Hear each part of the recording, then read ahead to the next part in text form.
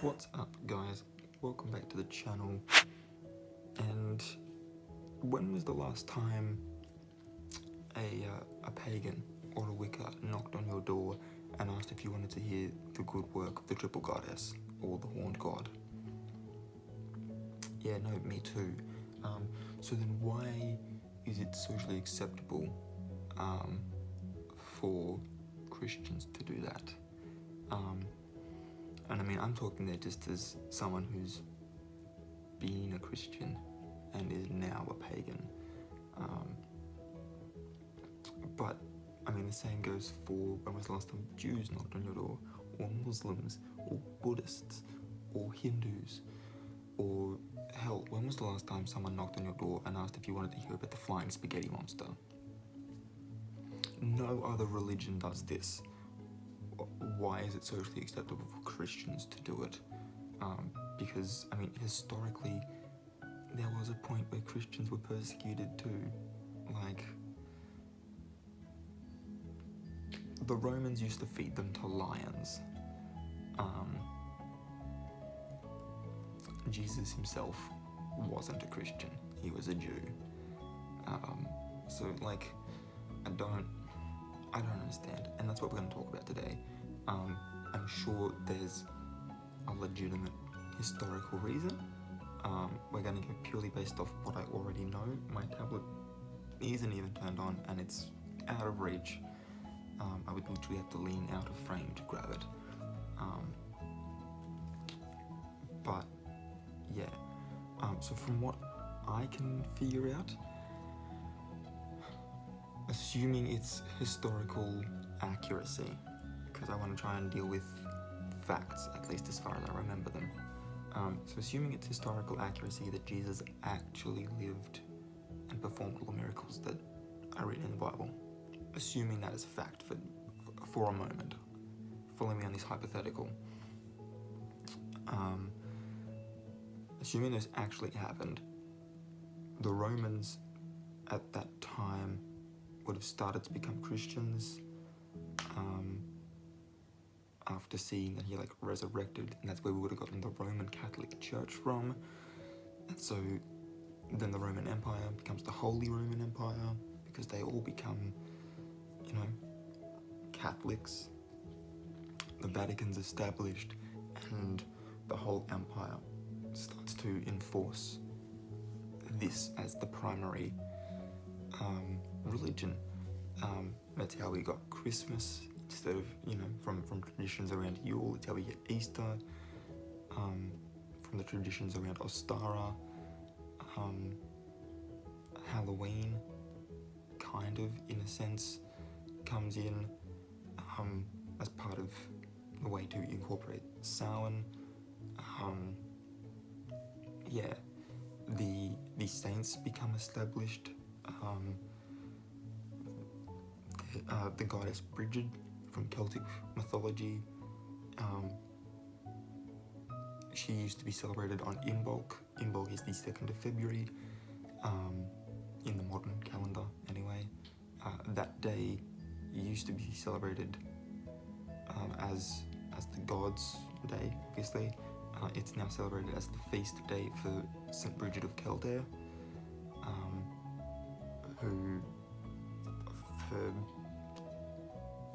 as much as we can tell, is they just slapped Bridget, they slapped Bridget into a sainthood, told her that she could be patron saint of like women and stuff, particularly in Ireland, and that between her and St. Patrick, that's how, at least in Ireland, their traditions for Valentine's Day and White Day were established. So like, all these pagan gods just become, in one way or another, angels, archangels, or saints, meaning that this monotheistic religion that still sort of venerates people that do good work in the name of a god,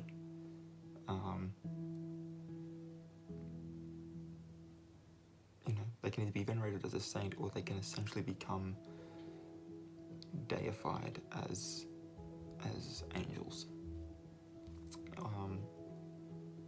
So not as monotheistic as we'd like to think Christianity, but I mean, your one God itself is a triple deity. How is that any different to the mother, the maiden, and the crone? And your other major figure in your religion is the devil, who is generally depicted as having horns. So that's the horned god. It's also funny how Christians don't like to mention Asherah, because a monotheistic religion can't have the wife of the male god that they took on from Judaism. That's not allowed. Yeah. So there's that. But yeah, once that started spreading, we come into sort of like the Middle Ages. There's the conquests and stuff. Arthurian legends come into play of trying to find the Holy Grail, because now all of a sudden we've got the Church of England, which later becomes the Anglican Church. A lot of the old names for things in like Scandinavia or in Latin and stuff, they get angelicized, which basically just means that they get made into English words so that people who speak English are able to pronounce these things. Like Easter is an angelicization. You're always going to stuff that word up, but you understand what I mean.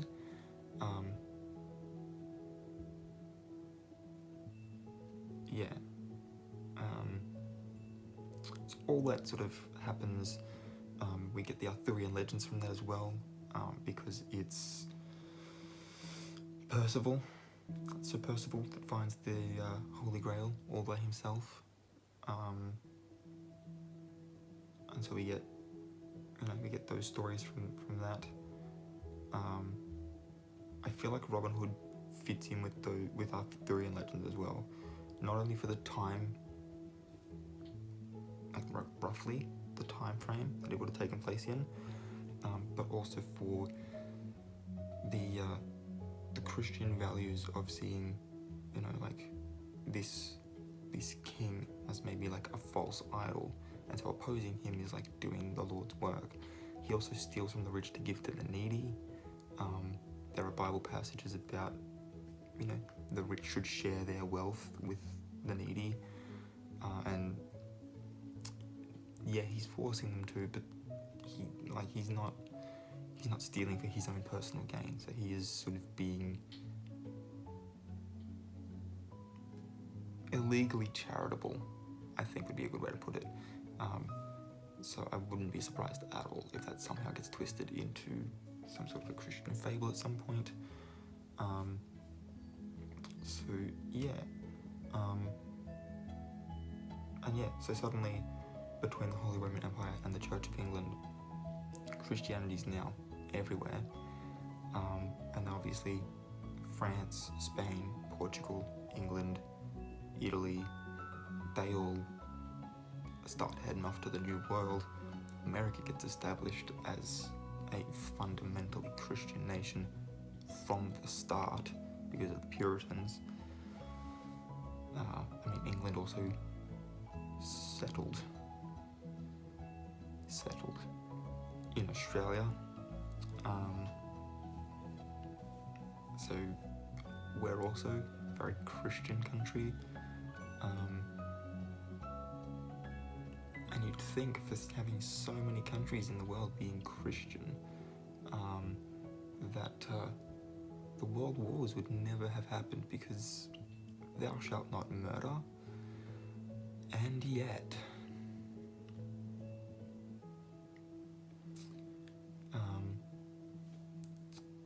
which just brings me back to my particular first-hand experience that Christians are actually very judgmental And if you needed me and my personal experience to tell you that, then where have you been when they've literally been ostracizing anyone that disagrees with their religion?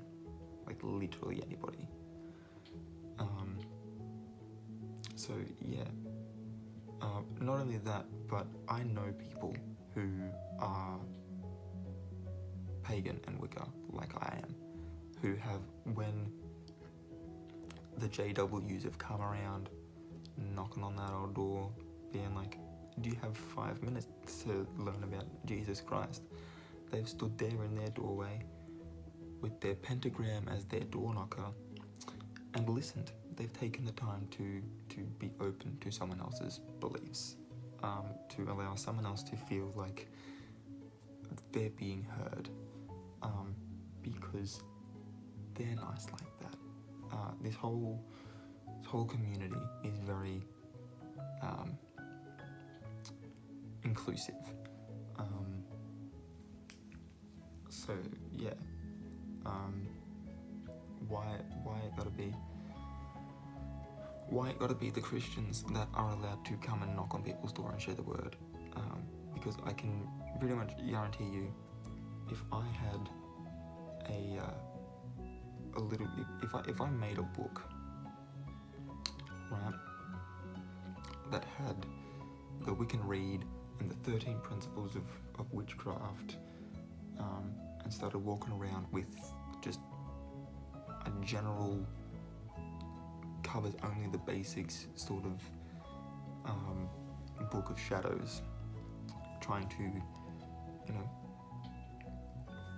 preach the acceptance and stuff that Wicca and paganism involves within it, just inherently. I can pretty much tell you I'd have doors closed in my face rather quickly, and they'd be the kind ones.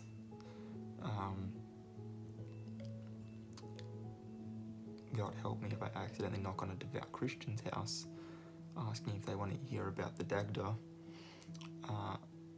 because they'd then ask me who that is, and I would be like, oh, it's the king of the gods. Yeah, no, that would not go down well. I think it'd be easy to ask if they want to hear about Odin or Zeus, but again, same result. Might even try my hand at asking about Quetzalcoatl, but again, not liking my chances. And so it's just like, I get that their religion preaches that this is what part of what they should be doing to be being a good Christian.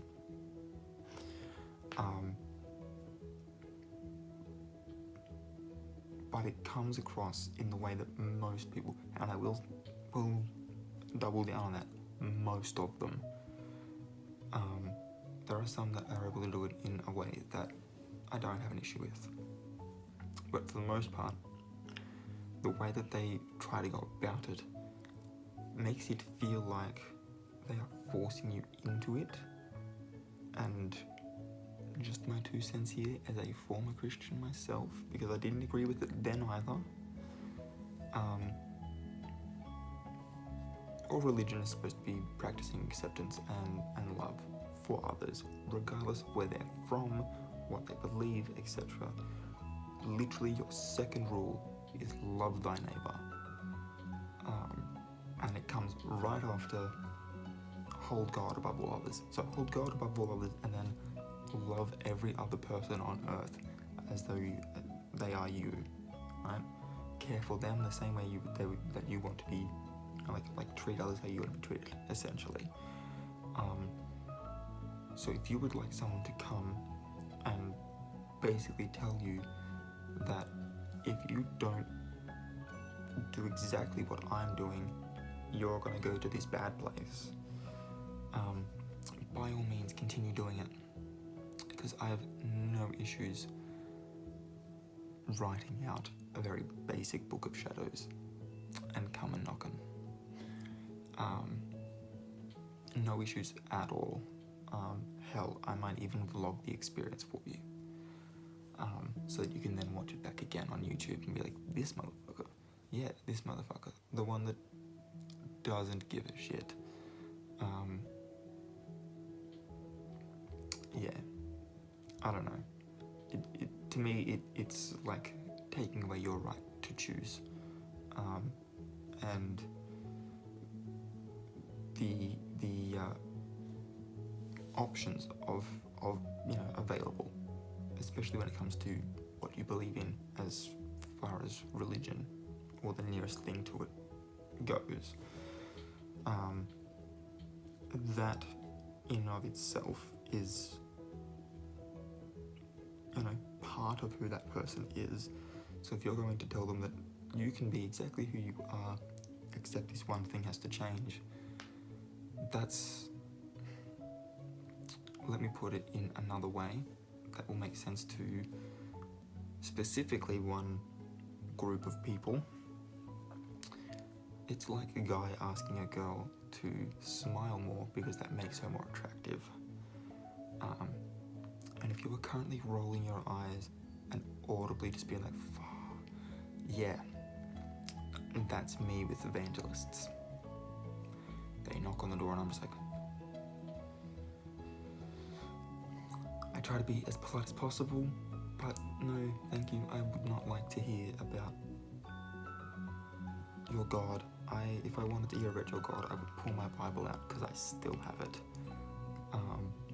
I even have a devotions book for like daily devotions and stuff, and it's really helpful for setting time apart to meditate and stuff, now that I'm not that. It also asks questions in some of these devotions, and it's like, that's an easy one to transfer across religions. Other ones are a little bit harder to do, but for the most part I can generally answer them all. Just not the way the book that I'm reading them from intends them to be answered. But yeah, anyway, let me know your thoughts on this topic in the comments down below. I've probably made a lot of people hate me, and that's fine. I don't really care, because this is my channel, this is my opinion, so this is being uploaded.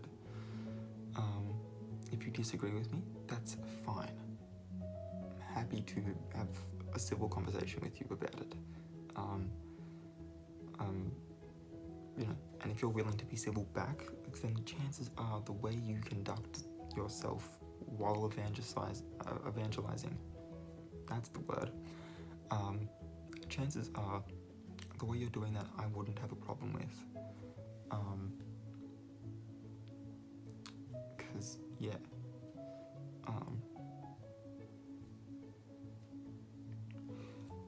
I don't know, I think it's more or less the showing up at people's doors and knocking, and like, they could be in the middle of like trying to do something that's gonna like help them get a promotion or something, and you're taking them away from that.